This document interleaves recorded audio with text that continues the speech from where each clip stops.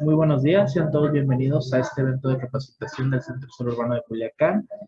Este evento es organizado por el Departamento de Crónico-Degenerativas y bueno, es en alusión a lo que es el día conmemorativo de la diabetes mellitus. Vamos a tener una serie de eventos de capacitación durante todo el año, no es un solo evento, pero durante todo el mes de noviembre son 4 eventos a desarrollarse todos los días jueves. A través de Zoom vamos a tener la sesión del día de hoy, que es 4 de noviembre, lo que es la sesión del día 18 de noviembre y la sesión del día 25 de noviembre. Muy bien. Nos encontramos en el Centro de Salud Urbano de Culiacán, a nombre de nuestra directora, la doctora María Elena Conqui, y nuestra subdirectora, la doctora Marta Karina Soto. Les damos la cordial bienvenida. Ya tenemos lista nuestra ponente del día de hoy, que es la doctora Eva Carolina Mati Guzmán. Ella está asignada al área de atención de pacientes con enfermedades crónico-degenerativas de aquí de la unidad. Y bueno, el día de hoy vamos a abordar el tema de lo que es la diabetes mellitus en general. Doctora, bienvenida, un gusto tenerla aquí con nosotros. Ya sabemos la importancia de esta enfermedad aquí para todos y bueno, sin más preámbulos, le cedemos los micrófonos para que empecemos con la sesión de capacitación del día de hoy. Buenas tardes, doctor, y muchísimas gracias por la presentación. Como usted lo comenta, pues en conmemoración del Día Mundial de la Diabetes, el programa, todo el equipo que conforma el programa de crónico degenerativo del turno matutino, vamos a estar haciendo una serie de actividades durante el mes, pues para concientizar a la población, dar a conocer un poquitito más el panorama con que se encuentra la enfermedad y pues para que ustedes cualquier duda o comentarios que nos quieran hacer, lo puedan hacer al final de la plática. Muchísimas gracias y vamos a empezar.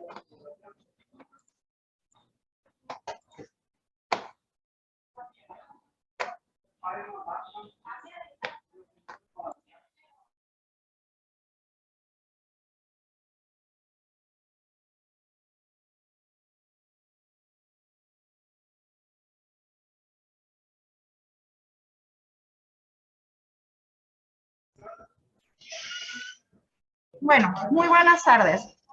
Como les había comentado, por parte del programa de crónico degenerativo del Centro de Salud Urbano de Culiacán, nos encontramos el doctor Cáceres y yo para realizar esta plática sobre generalidades de la diabetes y un panorama a nivel mundial y cómo estamos en México sobre esta enfermedad.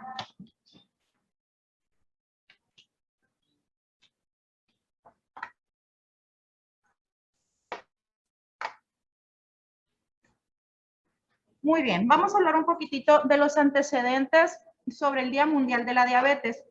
El Día Mundial de la Diabetes fue creado en 1991 por la Organización Mundial de la Salud y por la Federación Internacional de Diabetes. Esto es una oportunidad que aprovecharon estas instituciones para lo que es dirigir la atención específicamente a esta enfermedad. Esto lo hicieron ante una respuesta al aumento de la preocupación por la creciente amenaza para la salud que representa la diabetes mellitus. En el 2006 se hizo una resolución con las Naciones Unidas, la Federación Internacional de Diabetes, la Organización Mundial de la Salud y las Naciones Unidas hicieron una resolución para convertir el día oficial, para convertir el Día Mundial de la Diabetes como un día oficial a partir del año del 2007. En el 2007, por ende, se celebra el Día Mundial de la Diabetes. Se celebra exactamente el 14 de noviembre. Esto lo hacen como aniversario de cumpleaños por el señor Frederick Banting, que junto con Charles Bex descubrieron la insulina hace más de 100 años. Entonces, este año es de suma importancia, más que nada por el descubrimiento de hace 100 años de la insulina.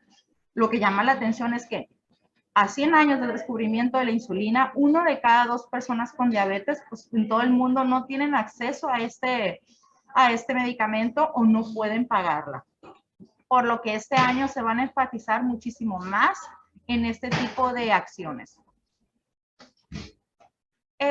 El Día Mundial de la Diabetes se caracteriza por un logo que es un círculo azul. Este, más que nada, conmemora lo que es como es creado más bien para la campaña de conciencia sobre Unidos por la Diabetes. Este círculo simboliza para muchas culturas lo que es la vida y salud. Para otros representa lo que es el círculo, este círculo azul, lo que es el cielo, que va a unir a todas las naciones, y así como es el color de la bandera de las Naciones Unidas. El Día Mundial de la Salud es una de las campañas con mayor, es la mayor campaña de sensibilización sobre la diabetes. Esta campaña lo que pretende hacer es ser una plataforma para promover los esfuerzos de la defensa de la Federación Internacional de la Diabetes durante todo el año, así como también pretende ser un impulsor en todo el mundo que promueva la importancia de emprender acciones coordinadas y concertadas con el fin de combatir la diabetes como un problema crítico de salud mundial. ¿Cuál es la importancia de celebrar este día? Como les comenté anteriormente, desde el 2007 que se realizó el Día Oficial de la Diabetes, o el Día Mundial de la Diabetes, a partir del 2007, lo que hizo la Federación Internacional de Diabetes es crear un lema en lo que se va a enfocar durante todo ese año. El tema de este año va a ser acceso a la atención de la diabetes. Entonces, todas las medidas o todo lo que son los programas que se van a hacer es acceso a la atención de la diabetes. Como les había comentado, los pacientes pues requieren de mucha supervisión y apoyo continuo para controlar y evitar estas complicaciones. Y a pesar de que llevamos 100 años de descubrimiento de la insulina, muchos pacientes que necesitan este tipo de tratamientos pues no tienen acceso a ella o no pueden adquirirla. Entonces, en eso nos vamos a enfocar, en tener mayor acceso a todo lo que es la atención de los pacientes con diabetes.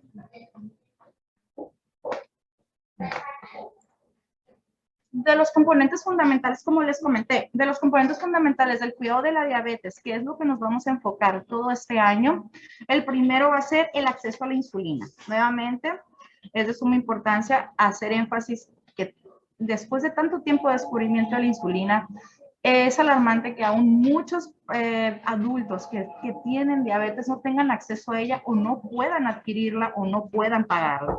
Entonces aquí tenemos que tener mayor énfasis en este tipo de acciones. Otro componente fundamental para el cuidado de la diabetes es un acceso al autocontrol. La monitorización de la glucosa. La monitorización de la glucosa en sangre es un componente fundamental para el cuidado de los pacientes. En muchos países de ingresos bajos o medios, pues no tienen ni siquiera cómo medir la glucosa, no tienen cómo medirse, cómo monitorizar, no pueden medir, no pueden medirse la glucosa ni no estarse monitorizando más que nada, ¿no? Otro de los puntos o componentes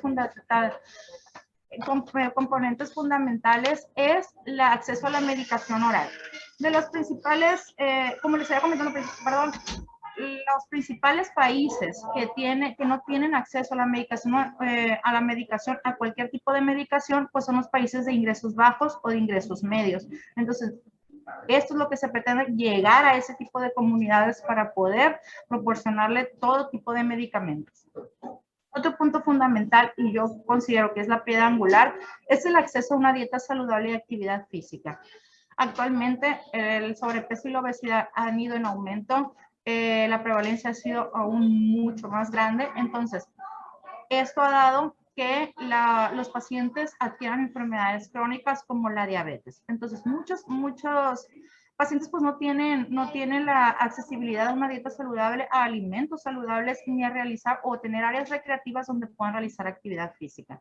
Entonces, ese es otro de los componentes en los que se quiere enfocar esta campaña, en poder dar medidas, dar programas, realizar pláticas para este tipo de control, ¿no?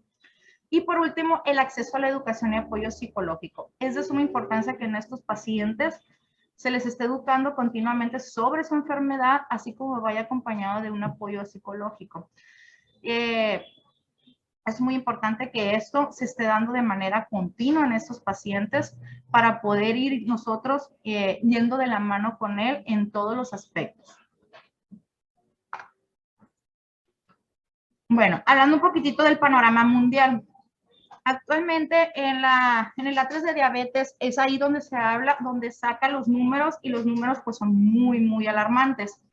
La última edición, que fue en el 2019, el Atlas de Diabetes había sacado un número de 460 millones de adultos que viven actualmente con diabetes. A partir de que se conmemora el Día Mundial de la Diabetes este año, cambió su edición, ya aumentó las cifras a partir del 2021 ya son 537 millones de adultos que viven con diabetes. Esto es un incremento aproximadamente del 16% en 2 años, o sea, aumentó de 74 a 77 millones en solo 2 años, ¿no? Eso es un panorama mundial. Entonces, esos datos son muy alarmantes. Como les había comentado, 537 millones de adultos son los que actualmente, hasta el 2021, tienen diabetes, que son en el rango entre 20 y 79 años de edad, lo que significa que 1 de cada 10 personas tienen diabetes. Representa un 10.5 de prevalencia actualmente. Y se prevé que estos números van a ir en aumento.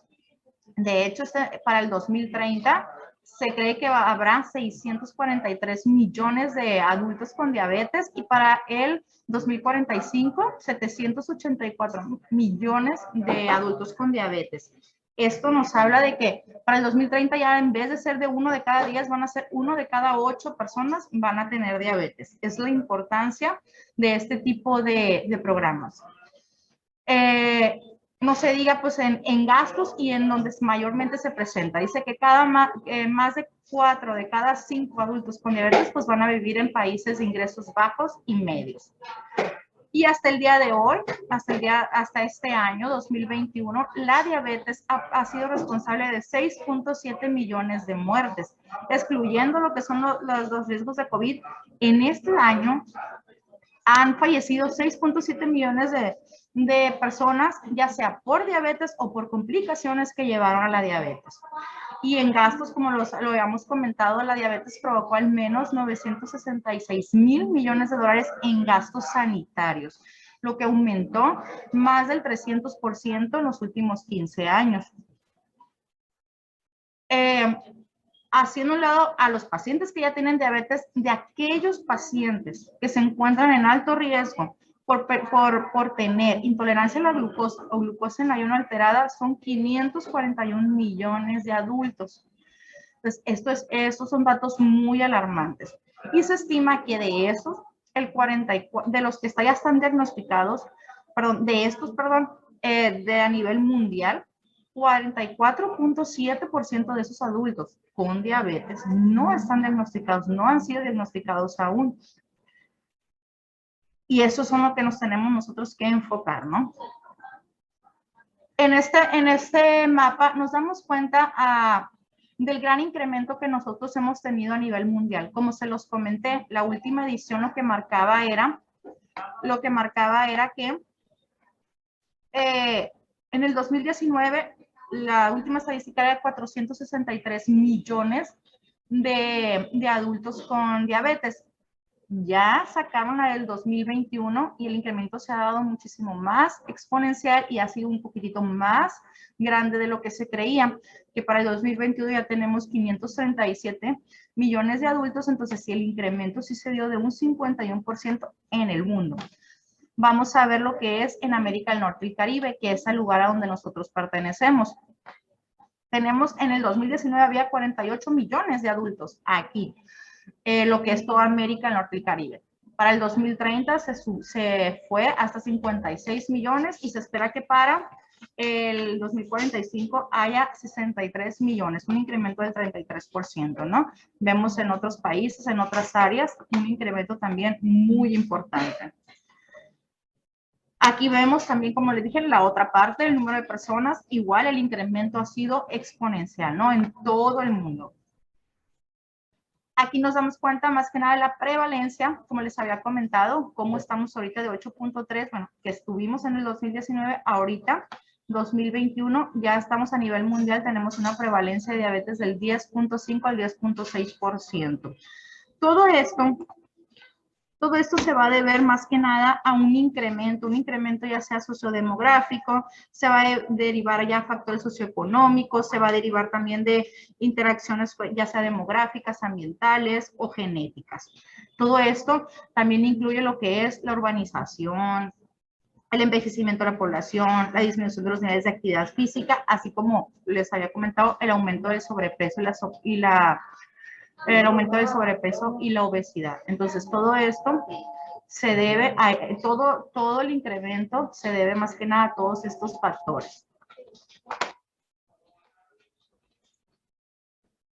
Los perfiles de edades. El perfil de edad de la diabetes, principalmente, como lo habíamos comentado, era de los 20 a los 79 años. La edad activa, principalmente.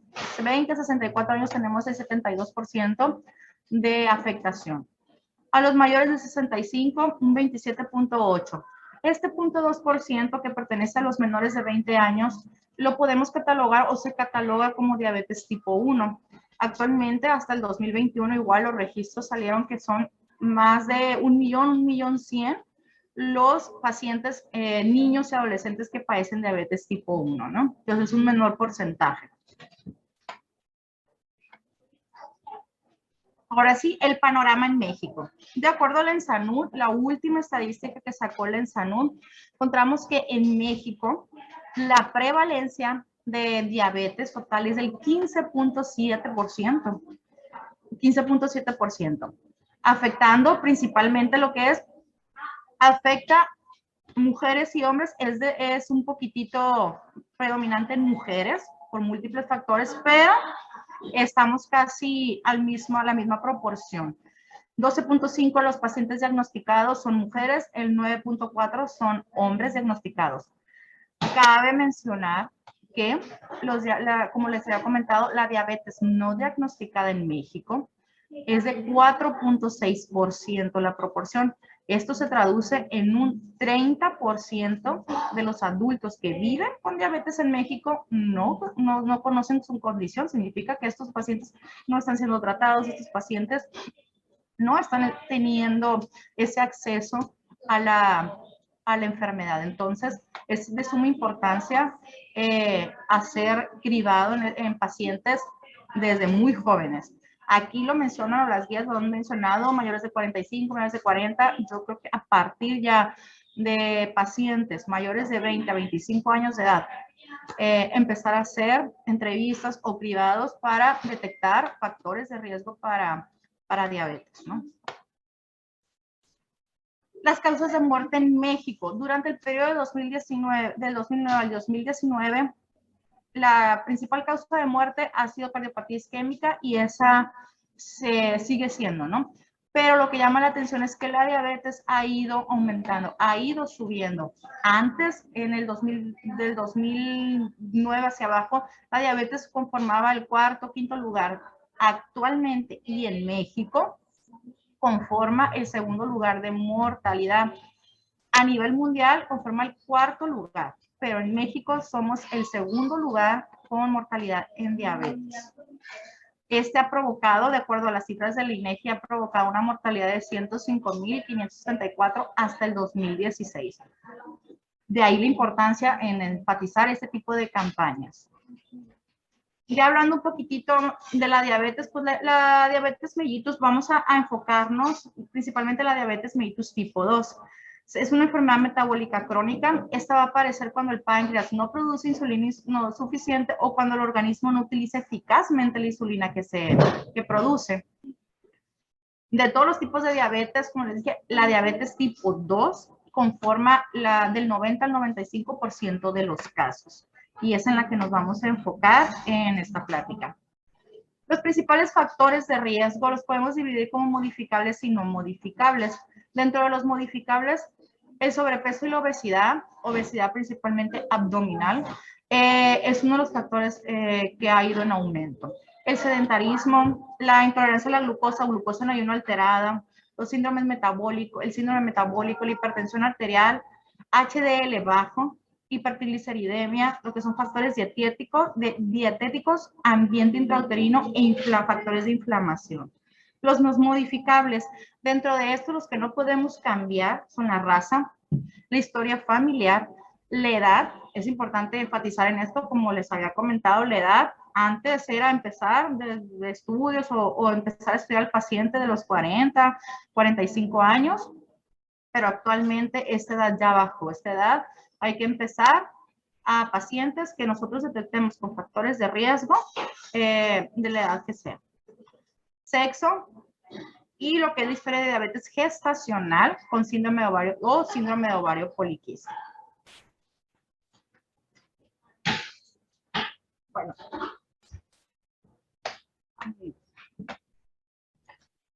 Muy bien, doctora. Pues muchas gracias por su participación. A continuación, vamos a seguir con la presentación del mismo tema, diabetes mellitus, pero ahora nuestro ponente es el doctor Enrique Cáceres Zelaya, también adscrito aquí al Departamento de Atención a Pacientes con Enfermedades Crónico-Degenerativas del Centro de Salud Urbano de Culiacán. El doctor pues tiene amplísima experiencia, al igual que la doctora Mati, en el tratamiento de este tipo de pacientes, amplios conocimientos también por pues toda la experiencia con los años que tiene ya en la atención a los pacientes. Y bueno, es uno de los médicos de aquí de la unidad que pues desde tempranito ellos están prácticamente, inician todos los días con la atención a pacientes muy temprano por la mañana. Bueno, doctor Cáceres, un gusto tenerlo por aquí con nosotros. Le damos los micrófonos para que pueda usted continuar con su ponencia. Bueno, buenas tardes. Gracias por la oportunidad de darle esta ponencia, dándole continuidad a la plática que dio mi compañera, la doctora Mati. Vamos a dar lo que viene siendo detalles de lo que viene siendo la diabetes mellitus. Sabemos que es un tema extenso, solamente vamos a dar lo más básico. Alguna duda que tengan, pues al final nos lo hacen saber. Entonces empezamos, ¿no? Como bien decía, la diabetes nos vamos a abocar a lo que viene siendo la diabetes tipo 2, aunque ahorita vamos a ver un poquito de la clasificación, que vean pues que hay otro tipo de diabetes, pero en sí, todo lo que viene siendo los síntomas, el diagnóstico va a ser de la diabetes tipo 2. Entonces empezamos, como ya he comentado la doctora Mati, en esta enfermedad es una enfermedad crónica degenerativa en la cual la insulina que produce el páncreas pues se va a ver disminuida en cuestión de cantidad y también de su efecto, su acción. Entonces, al momento de que ya falla esta acción o la cantidad que es insuficiente, la glucosa que está en la sangre pues se va a ver aumentada y entonces la mayoría de las células pues van a entrar en crisis y van a empezar a haber efectos secundarios en estas partes donde se encuentra esa hiperglicemia. En cuestión de los tipos de diabetes, sabemos que hay diabetes tipo 1, tipo 2 y también la diabetes gestacional. La diferencia es que en la diabetes tipo 1, que antes se le conocía como diabetes infantil, son pacientes en la cual la producción de insulina a nivel de páncreas pues es nula, no hay nada de producción de insulina.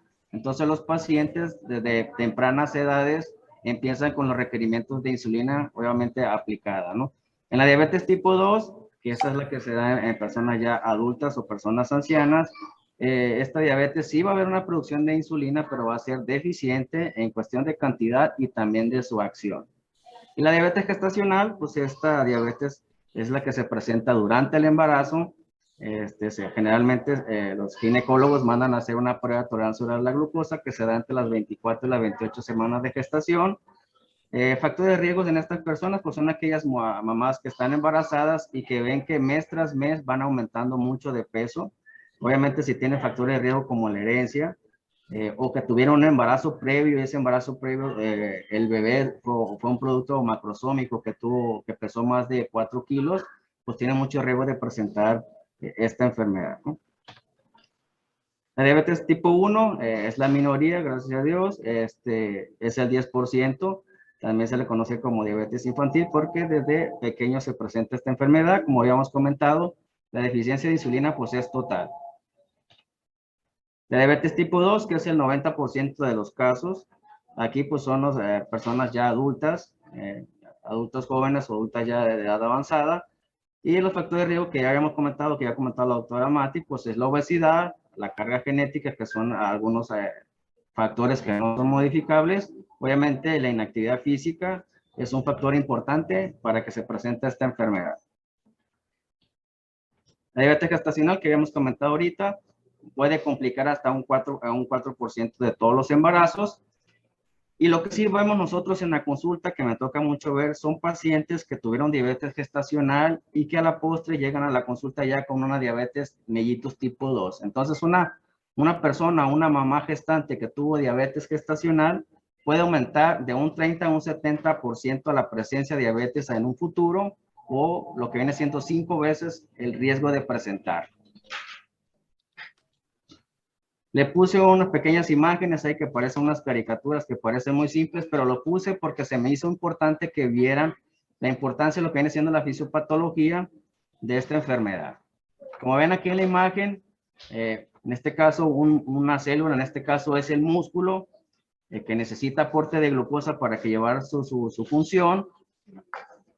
La glucosa que viene siendo aquí, la gotita de azúcar, necesita una llave para poder entrar. Esta llave es la que viene siendo la insulina.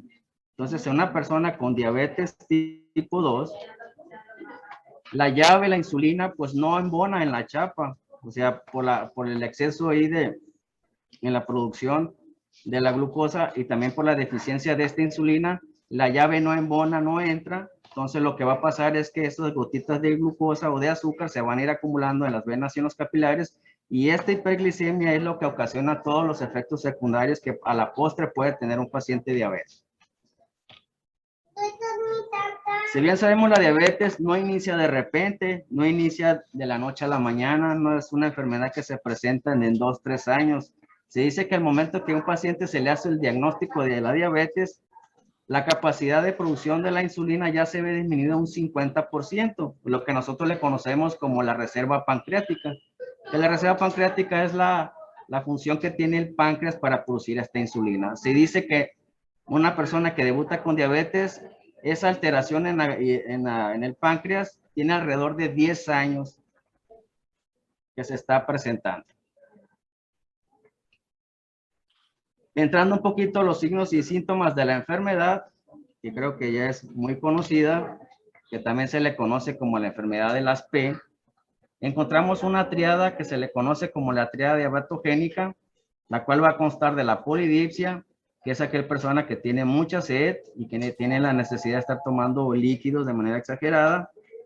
La polifagia, aquellos pacientes que tienen un exceso de hambre, tienen que estar come y come. Y la poliuria, pues son aquellos pacientes que están orinando muy frecuente y en mucha cantidad. Y la otra P que se agrega, pues es la pérdida de peso. La explicación de cada una de ellas, por ejemplo, la polifagia, si se dan cuenta, pues el paciente sí tiene mucha glucosa, pero anda en el torrente sanguíneo, no está entrando a las células, a ningún tipo de ellas. El paciente pues tiene necesidad de que le esté entrando la glucosa, pero está en la sangre, no se puede meter. Entonces el paciente, a pesar de que tiene mucha glucosa en su torrente sanguíneo, pues sigue teniendo mucha hambre.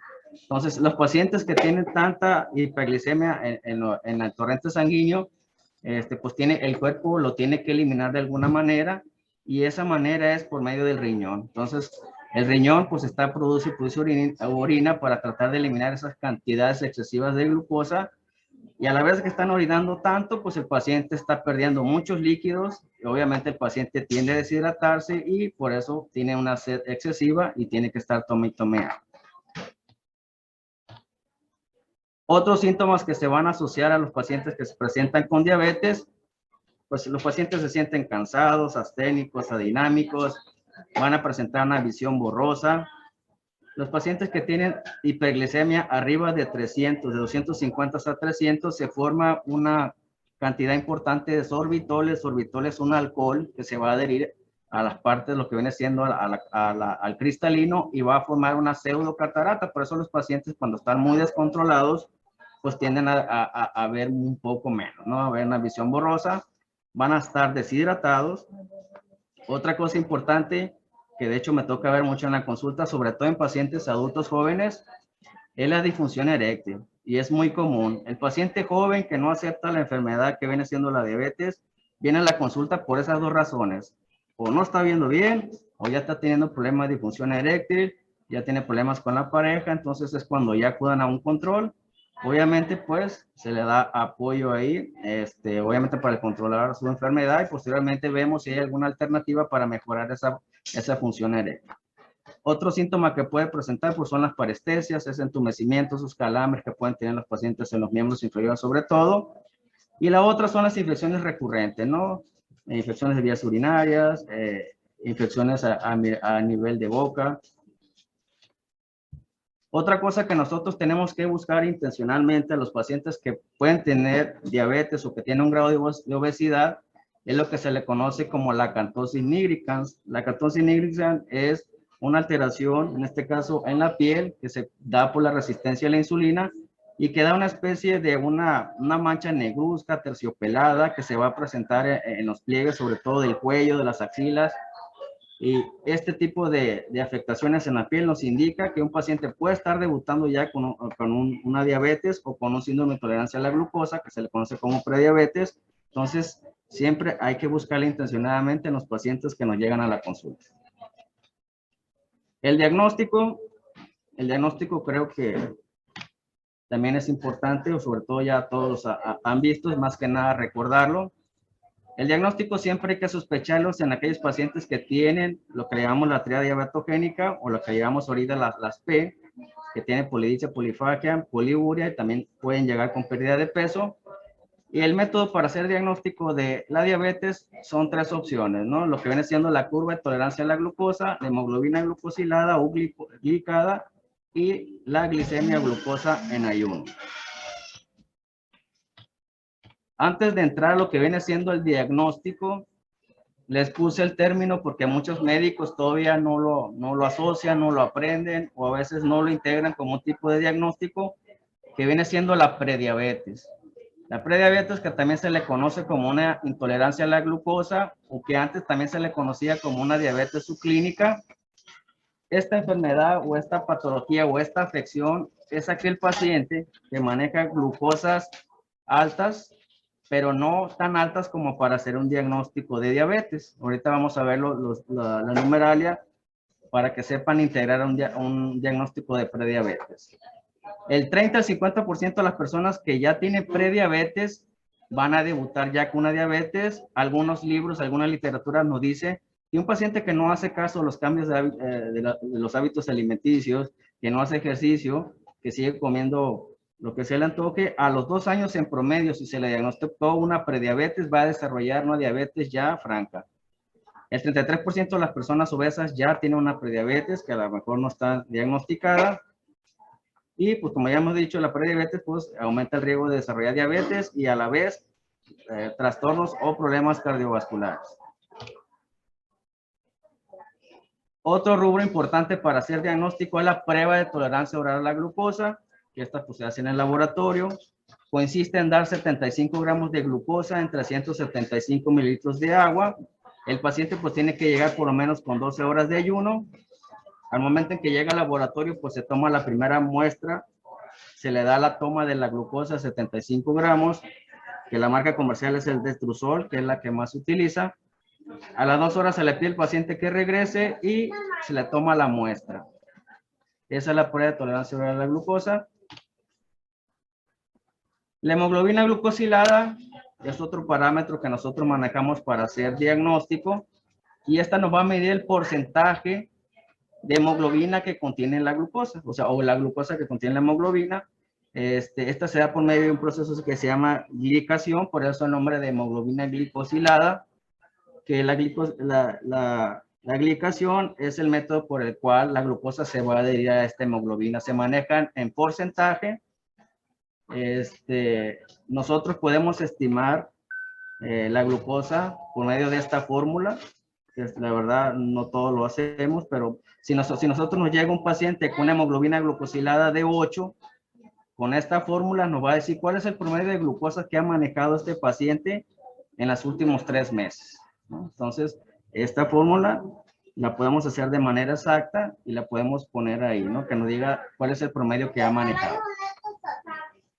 Le puse ojo en anemia porque la hemoglobina glucosilada nos da una alteración o nos puede dar o una hemoglobina glucosilada ficticia en aquellos pacientes que tienen anemia. Por ejemplo, me ha tocado ver pacientes que me mandan con diagnóstico de diabetes, pero a la postre no se ven que su hemoglobina, pues el paciente tiene anemia. Entonces, un paciente con anemia siempre te va a dar una hemoglobina glucosilada alta y te puedes hacer erróneamente un diagnóstico de diabetes. Entonces, por eso lo puse ahí.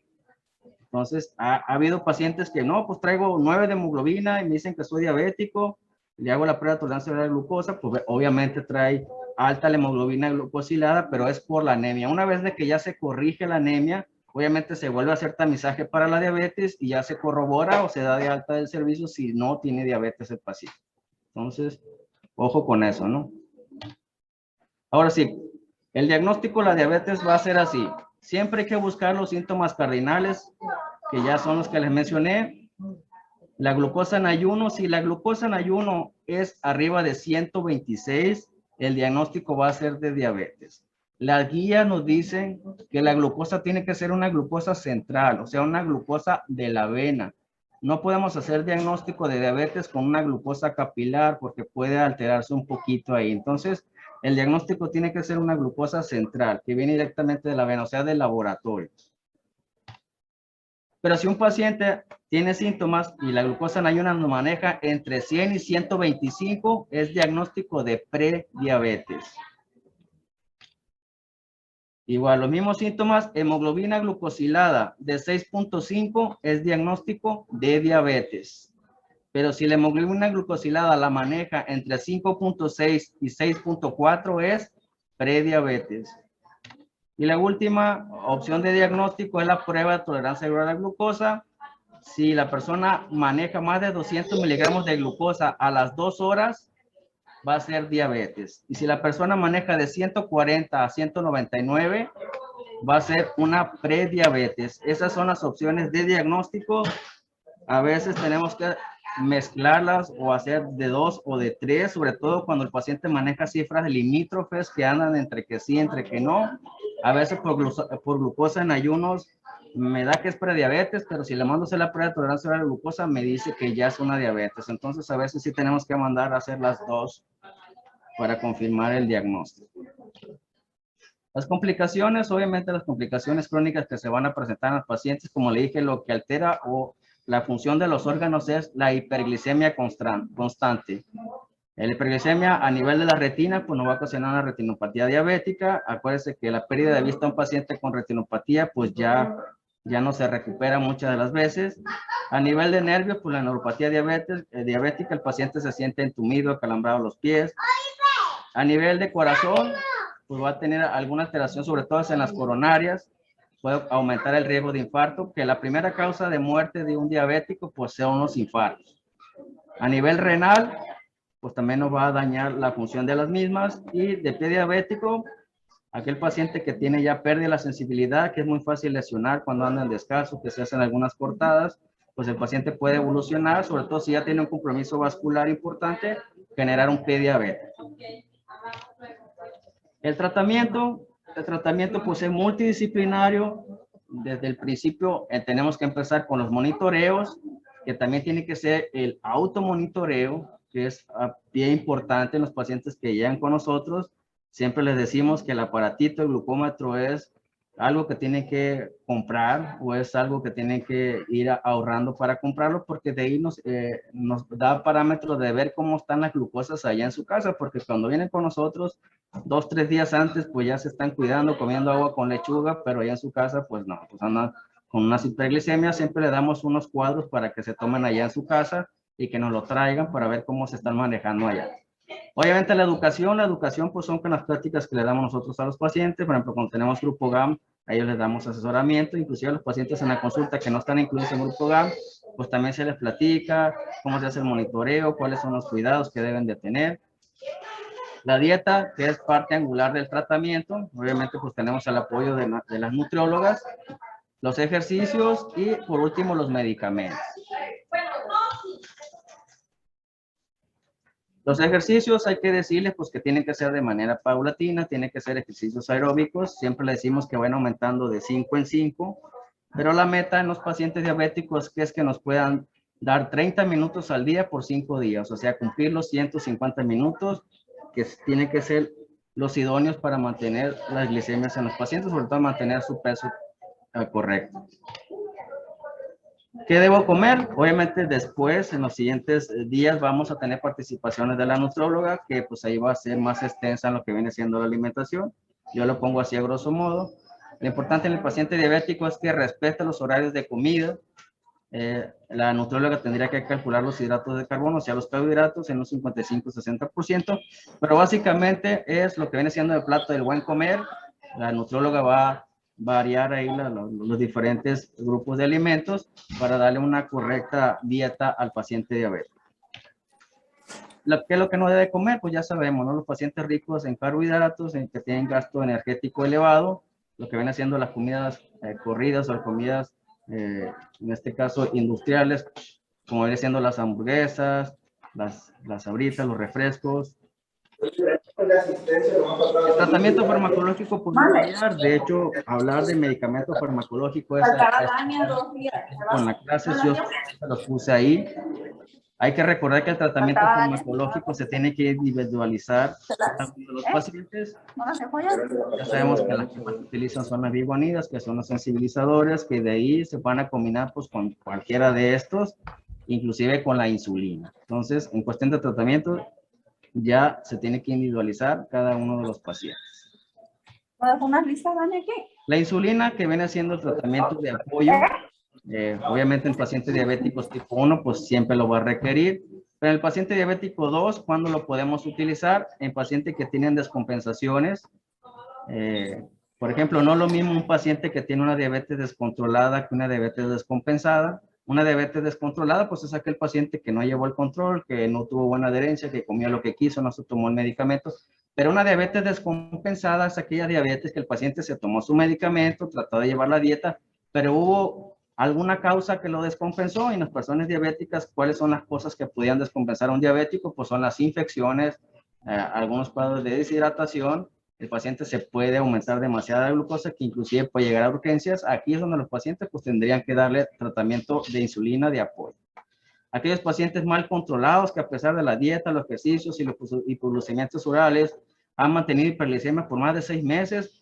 De hecho, desde antes nosotros ya estamos intencionadamente haciendo labor de convencimiento de que la opción, que ya no podemos con la combinación de 2-3 hipoglucemiantes, entonces aquí es donde está indicada la insulina, obviamente en diabetes gestacional, y en aquellos pacientes que de primera mano, que aunque sea la primera o la segunda vez que llega con nosotros, pero tiene comorbilidades importantes, inclusive ya ha tenido complicaciones agudas, y nos llega con una hemoglobina glucosilar arriba de 10, inmediatamente hay que meterle la insulina, hay que proponérsela, que nos la acepte, porque va a ser la mejor opción que va a tener este paciente. Y las metas de control también se tiene que individualizar. Más adelante, pues también vamos a tener tema con la gerontóloga, con Nora, porque también las metas de control en pacientes diabéticos tienen que ver mucho con la edad.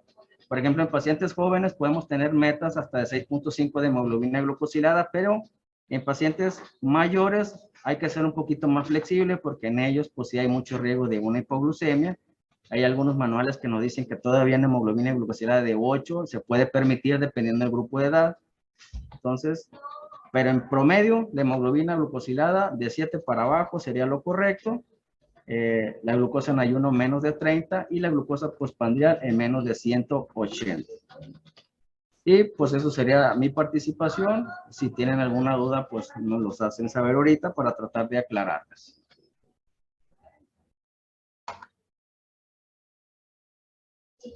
Muy bien, pues muchas gracias, doctor. A quienes nos acompañan por Zoom, igual esperamos sus comentarios o preguntas a través del chat de la presentación.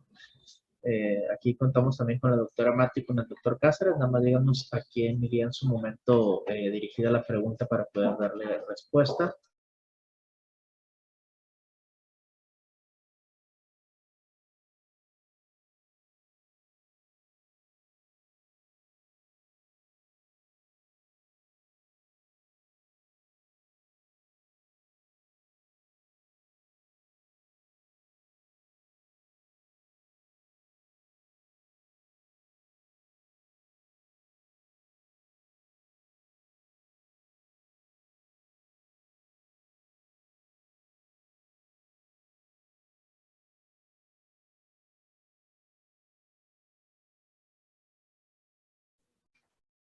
Bueno, los factores de riesgo para presentar la diabetes gestacional o las causas en sí, pues tiene que ver mucho con las hormonas propias del embarazo, ¿no? No hay una causa así exacta.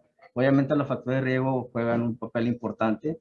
No es lo mismo que te embaraces con un peso idóneo a que te embaraces cuando ya tuviste un grado de obesidad, ya tenías un grado de sedentarismo, ya tenías tal vez alguna comorbilidad como la diabetes. Obviamente esos factores de riesgo, al momento que te embarazas, pues es cuando ya aparece la diabetes, ¿no? Muchas gracias, doctor Cáceres. Si alguien más tuviera alguna pregunta, ya sea a través del chat o pueden abrir sus micrófonos para hacerla con voz.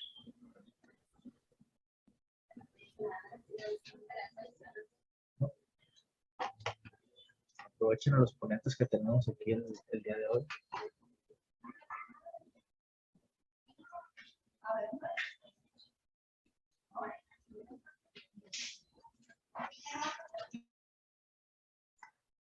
Doctor Cáceres, doctora Mate, ¿algún otro comentario que quieran hacer antes de finalizar la sesión o alguna invitación para alguna de las actividades que se van a desarrollar durante el mes?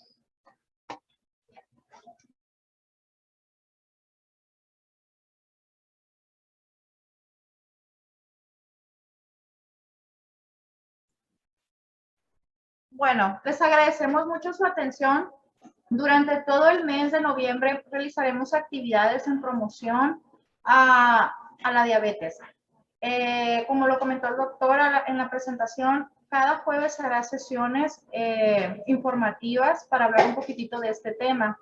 Durante la semana se harán entrevistas principalmente para prevención o para detectar pacientes con factores de riesgo. Realizaremos glucometrías todos los días, nos enfocaremos en aquellos pacientes que nosotros veamos con factores de riesgo.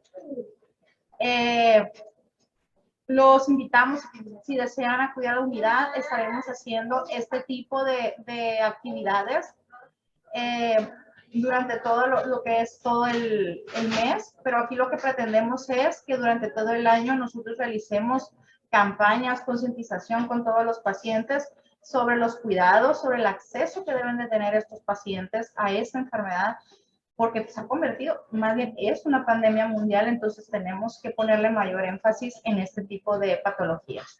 Muchísimas gracias.